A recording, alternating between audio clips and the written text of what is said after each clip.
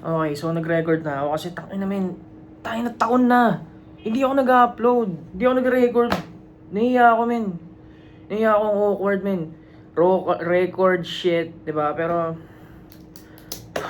ewan ko, men. Overthinking and shit.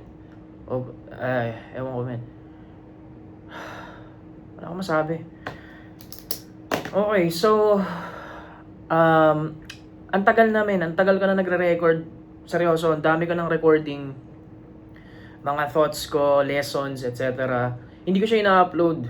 Naka-unlisted siya sa isang channel ko.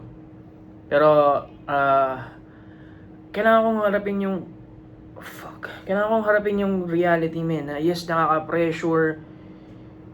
No one will care. Like, wala namang manonood nito eh. Seryoso lang, sino manonood nito, di ba? Paki nila. Ewan ko. Oh my God. Hindi ko alam kung condition ba to or what, or I don't know, I might be overcomplicating things, pero ito kasi yung point. Tagal ko nang gusto mag-YouTube, men. Tayo na, 9 years na ba nakalipas or what? Hindi naman, kasi nag-start ako nung bago-bago pa lang, parang kakapanganak pa lang ng anak ko, something like that. Kasi galing ako ng networking, tas gusto kong mag-business, kumita, passive income and stuff, yung mga pinapromise ng networking stuff na time freedom, blah blah blah. So gusto ko mag-YouTube. And ayun, nag-aral ako mag-edit and stuff. Tapos okay naman hindi ako makapag-upload ng sarili kong content, men. Tagal.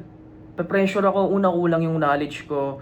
Dami ko ng knowledge ngayon, putya, araw-araw ako nag-aaral for years. Tayo na years namin. Yeah, pero nagpa-procrastinate pa rin, pero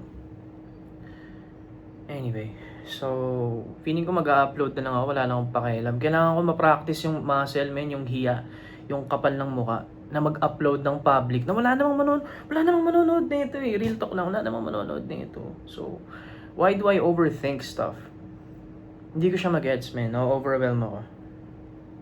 Whenever I want to take something seriously, I want to give my best, like quality talaga, high quality, the best industry standard, pero most of the time, analysis paralysis, perfectionism, procrastination, overwhelmed ka eh. Naloloaded utak ko, pahinga muna. Parang ganun. Ito nga, yung pag-record ko ng video na to mismo, men. Ang tagal ko na naman, dami kong pinagagagawa na naman. Gusto ko lang naman, again, the point of this is to train my brain, my behavior. Ma-realize na no one cares. I always say that. Wala akong pakialam. Ako yung tipo ng tao na wala akong masyadong pakialam sa ibang tao as much as possible. Pero feeling ko parang at the back of my mind, I still care. 'Di ba? Ayoko nang cringe ako. Kaya nga hindi ako nagpo-post sa social media, hindi ako nagpo-post, man, kasi feeling ko cringe siya. Like, alam mo yun, parang since ganun ako, na mabilis ako mag-cringe sa mga bagay-bagay, ako mismo hindi nagpo-post. Kailangan ko yun. That's business. Seryoso lang. Like, kapag connected siya or whatever, parang nakakahiya yung what, parang, ewan pa ba't ako ganun mag-isip? The fact na networker ako dati, na wala akong hiya dati, min. Kung sino-sino message ko dati. Kung sino-sino message ko dati, wala akong pakialam. Tapos kaya nahiya ako, ano ba yan? Paano kaya yaman yan? Term dati, no? Paano kaya yaman yan? Diba?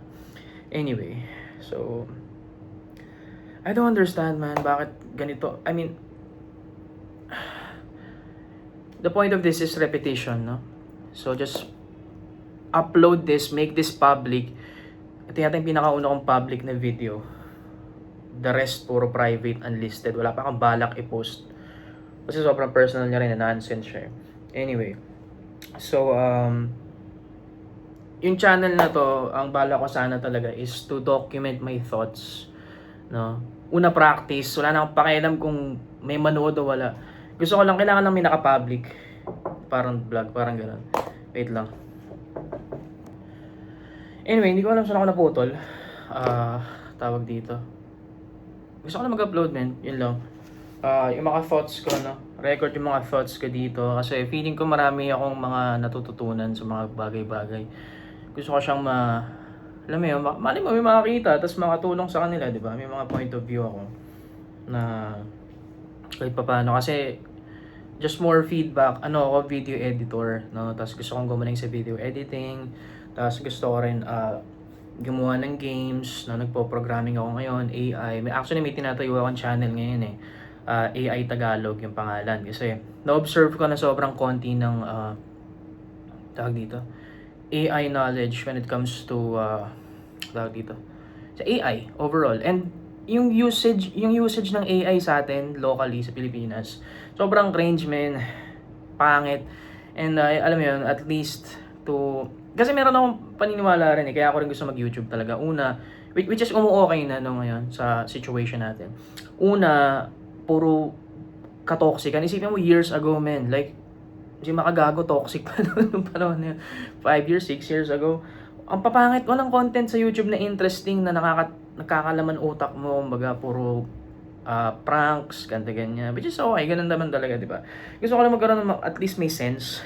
Is nung tumagal yung mga panahon, wala, napapag-iwanan na rin ako, nagka-AI na and stuff. So, ang dami ng mga, in a way, may sense, tsaka positive na tao, no?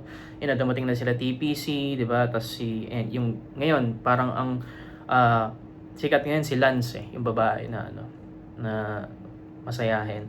And in a way, hindi siya puro pa sexy or what, mga basura, parang gano'n. Anyway, so the world is healing.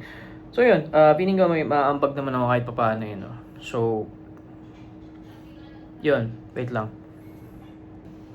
Yun, so, tawag dito, nasa na ako, nawala ako ulit eh. So yun, this is just an exercise din, no? So again, kasi ako, dito, mag-share tayo ng mga lessons, no? Overall, freelancing, building business, philosophy, kung ano-ano man, kung anong pinaggagawa ko, document ko lang in public. Kasi, para naman maayos namin yung anxiety, no, na nasa loob ko na. Kasi gusto ko maayos yung mga gawa and stuff. Yun yung problema ko talaga, men. Currently, hindi ko maintindihan ba't ako ganito. Pero maintindihan ko rin to soon. Tsaka again, repetition lang, no?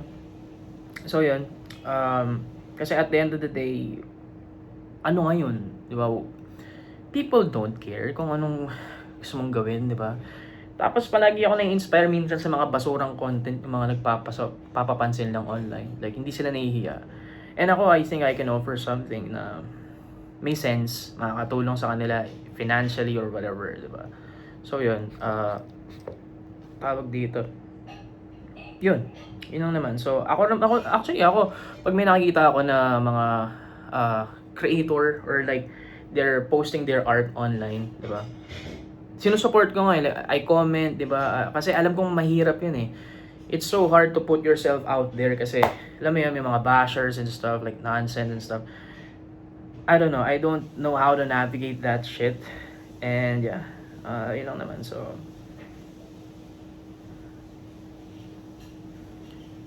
yun lang naman.